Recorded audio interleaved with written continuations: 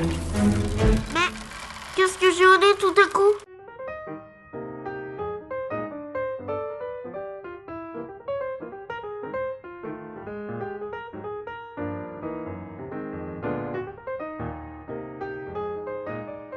J'ai défendu le vaccin quand on nous a dit qu'il empêchait la transmission, il empêchait qu'on ait le Covid.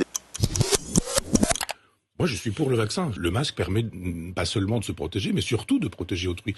Le vaccin, c'est exactement la même chose. Moi, je crois au vaccin. D'abord, on est dans une période aussi où vous avez des gens qui sont contre le vaccin, ça devient un peu n'importe quoi. Pfizer, un laboratoire américain associé à un labo allemand, a annoncé en avoir mis un au point, mais c'est accueilli par un grand scepticisme des Français. Vous avez des gens qui estiment que le vaccin, un peu complotiste d'ailleurs, mais non, c'est une décision individuelle.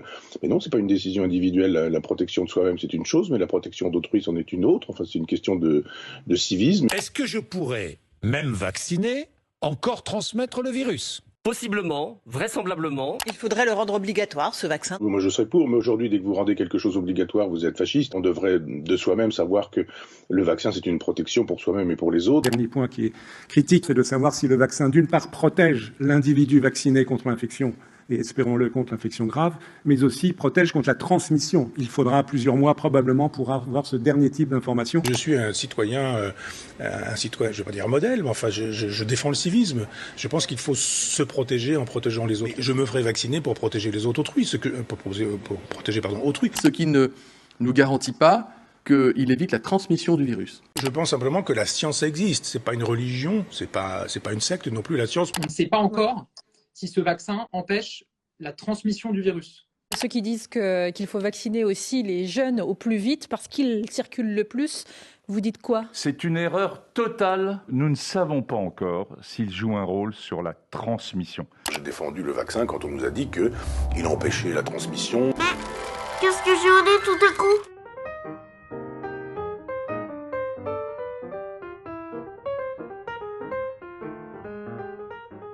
J'ai défendu le vaccin quand on nous a dit qu'il empêchait la transmission. Et le mot passeport vaccinal, c'est un gros mot, on n'a pas le droit de le dire, on a mais moi, je suis tout à fait pour. Si effectivement, on a le droit de ne pas se vacciner. On peut penser que l'homme des cavernes est préférable à l'homme d'aujourd'hui. On a le droit de penser ça.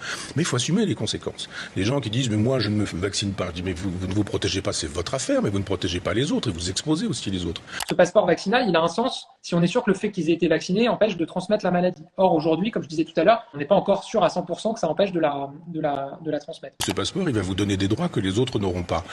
On nous dit, oh là là, égalité républicaine, ça contrarie. Discrimination, mais pas du tout. On a le devoir d'assumer les choix qui sont les nôtres. On a le droit d'être contre les vaccins, on a le droit de ne pas se faire vacciner, mais l'État français a aussi le droit de dire, d'accord, c'est votre liberté, mais notre liberté à nous, c'est de protéger l'ensemble, la totalité, la communauté, moyennant quoi certains pourront, d'autres ne pourront pas. Vous ne pourrez pas, il vous suffit pour vouloir d'aller vous faire vacciner. Oui, mais ça crée un problème de discrimination entre les gens. Ça, il n'y a qu'à se faire vacciner. Imaginez un passeport, entre guillemets, où quelqu'un dispose de ce passeport parce qu'il a été vacciné, mais qui continue à transmettre le virus.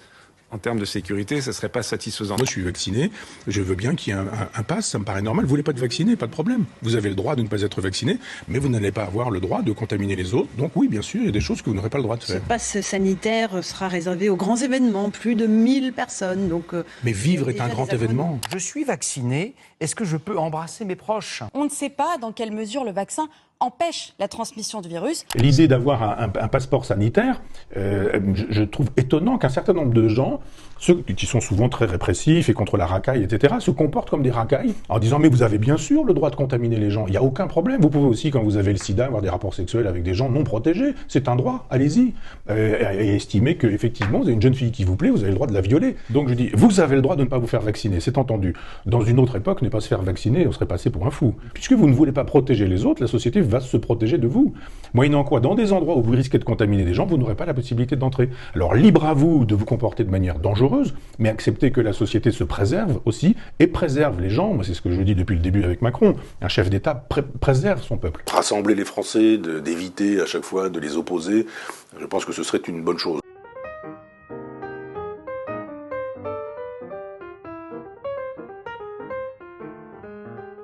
J'étais un élève de l'école laïque et républicaine et on m'apprenait à cette époque-là que Pasteur avait trouvé un vaccin. Et puis d'un seul coup, on est sur une pente régressive où les gens estiment que Pasteur n'existe pas, que le vaccin est dangereux. J'ai appris Pasteur à l'école et on m'a expliqué comment ça fonctionnait. J'ai été élevé dans une école laïque qui m'a appris ce qu'était le vaccin. J'ai été éduqué dans une école où on m'apprenait un certain nombre de choses et on m'a appris Pasteur, la rage, les vaccins. Et moi qui suis un enfant de l'école républicaine, j'ai appris Pasteur. Nous sommes une grande nation, une nation de science, celle des Lumières, de Louis Pasteur. Alors quand la science nous offre les moyens de nous protéger, nous devons les utiliser avec confiance dans la raison et dans le progrès.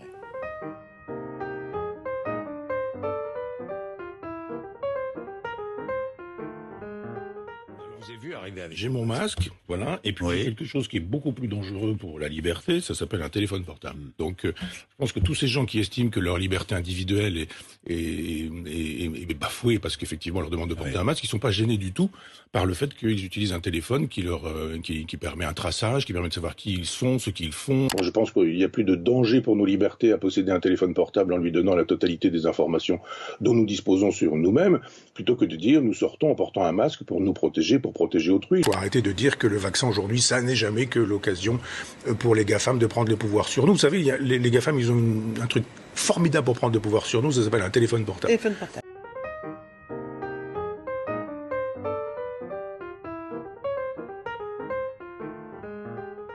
Non, pas du tout. Je pense que la liberté, ça n'est pas la liberté de nuire à son prochain. Depuis des années, on a accepté qu'après avoir bu, je ne suis plus libre de prendre le volant. Parce que à ce moment-là, ma liberté de prendre le volant peut vous mettre en danger une jeune fille qui traverse la rue. Pourquoi pas la liberté de violer, pourquoi pas la liberté de tuer, pourquoi pas la liberté de rouler comme un chauffard, totalement alcoolisé, c'est pas ça la liberté. La liberté ne se conjugue pas au singulier. Et donc notre liberté à chacun, elle n'existe, elle ne tient que parce qu'aussi on protège les autres et on respecte la liberté des autres. C'est la même chose pour se faire vacciner, la même chose pour le pass sanitaire. Je pense qu'on entendra les mêmes nous dire que le vaccin c'est une atteinte à nos libertés, qu'il ne faut pas se vacciner, qu'il ne faut pas porter le masque, qu'il ne faut pas être confiné, du moins qu'il ne faut pas confiner de manière sélective. Et si je vais dans des lieux où je risque de contaminer d'autres personnes qui, elles, ont pris des précautions, peut-être ont une dose, à ce moment-là, je dois ou me faire tester ou me faire vacciner. C'est exactement la même chose, on va pas dire, mais enfin, ma liberté, j'ai bien la liberté, j'ai une voiture qui roule à 250, j'ai bien le droit de rouler, et puis j'ai bien le droit de rouler ivre-mort. J'aime la liberté. Nous tous, Françaises et Français, nous aimons la liberté. Michel Onfray, que l'on pensait comme étant assez proche des libertés, finalement, peut être liberticide. Non, parce que les libertés chez ces gens-là, c'est le pouvoir de nuire. Mais notre liberté est une liberté fraternelle. Il n'y a pas de liberté de violer, il n'y a pas de liberté de voler, il n'y a pas de liberté, même pour moi, d'insulter, il n'y a pas de liberté de conduire ivre-mort. Si c'est une liberté égoïste, si c'est un droit qu'on met en étendard chaque matin, au nom de tout et de rien et de n'importe quoi, ça n'est pas ça la liberté. C'est pas ça la liberté. Je crois que les gens confondent aujourd'hui liberté et licence. On n'aura pas chez moi un défenseur de la licence. On aura chez moi un défenseur de la liberté. Je pense qu'il y a une confusion mentale chez ces gens-là qui estiment que la liberté, c'est la possibilité qu'ils avaient quand ils étaient enfants de pouvoir manger tous les bonbons de la boulangerie, de pouvoir voir tous les jouets du magasin en disant mais c'est ma liberté, j'y ai bien le droit. C'est une pensée d'enfant roi. C'est la liberté responsable, la liberté d'une citoyenne ou d'un citoyen. Être citoyen, c'est avoir des droits et des devoirs.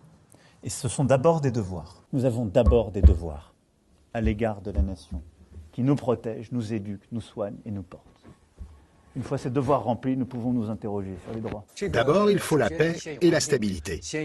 Et après seulement, on réfléchira aux droits de l'homme. Vous comprenez ? Une France unie, qui sait être solidaire, civique, responsable.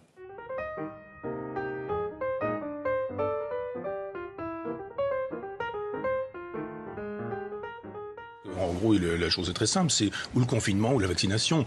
On est vacciné ou confiné. Le vaccin, il les protège à 95% des formes graves. Par contre, il les protège à 100% du confinement.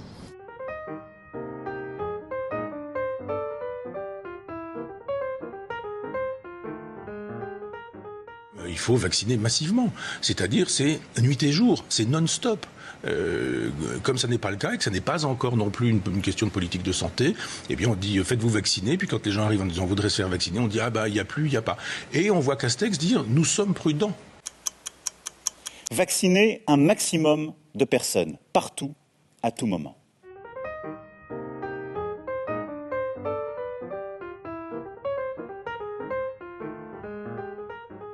aujourd'hui, vous avez une espèce de tel processus industriel que je ne connais pas, mais je veux dire, c'est assez compliqué. On dit vous avez des essais, des pré-essais, des post-essais, puis des essais de ceci, puis des essais de cela, puis on dit on a le temps. Et là, on est dans une urgence. Alors on bricole, on se dit bon, Covid-19, c'est qu'il y en a 18 précédemment, on va voir comment cela fonctionne. C'était juste l'année 2019. C'était 2019, c'était l'année. Voilà, c'est ça. Enfin, de toute façon, il y en a eu d'autres. Je crois que le STRAS fait partie des Covid, si je comprends bien. Donc moi j'y crois. Je pense qu'on peut aller très vite. On sait très bien qu'il y a un protocole.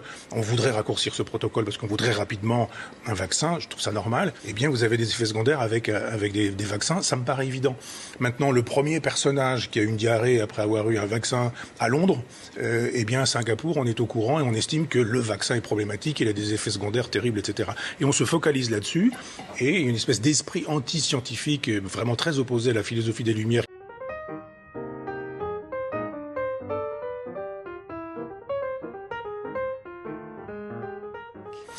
Moi, je suis pas complotiste. Je ne suis pas de ceux qui pensent que le virus a été fabriqué pour obtenir le fameux reset qui nous permettrait, etc., etc. Donc tout est fait pour qu'on aille vers ce fameux gouvernement planétaire, le fameux État total ou l'État universel que veut le capitalisme depuis qu'il y a l'Europe de Jean Monnet, l'Europe de Maastricht, parce que c'est un projet qui est annoncé, c'est pas un projet de complotiste.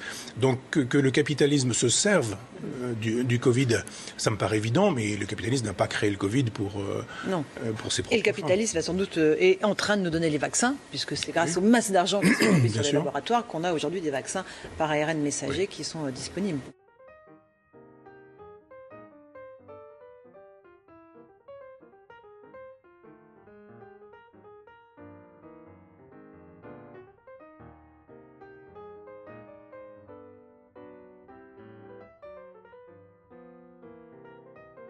L'opinion publique est absolument, résolument favorable au progrès technique, considéré dans son ensemble. Mais devant une invention nouvelle, précise, les réactions ne sont pas aussi simples. Si cette invention ne nous concerne pas directement, nous nous enthousiasmons généralement. Si cette invention nous concerne, risque de s'appliquer à nous, alors le retrait se manifeste, d'autant que, devant une telle invention, il y a toujours des opinions diverses de techniciens. Ici, l'État intervient. Combien de fois ne tranche-t-il pas dans ces querelles de techniciens, et même, ce qui est plus grave, dans les querelles de savants, comme autrefois dans les querelles de théologiens? Ne se souvient-on pas des réticences sur la vaccination polyvalente qui est maintenant obligatoire? Ainsi l'intervention de l'État décide dans un sens, donne raison à telle tendance technique plutôt qu'à telle autre, et assortit cette opinion de son autorité. Et, s'il le faut, cette autorité va s'appuyer sur la contrainte. Un système complexe se forme, l'enfant non vacciné ne peut être inscrit à l'école. L'enfant qui ne va pas à l'école n'a plus droit aux allocations familiales. Ainsi l'État surmonte les objections individuelles au progrès technique.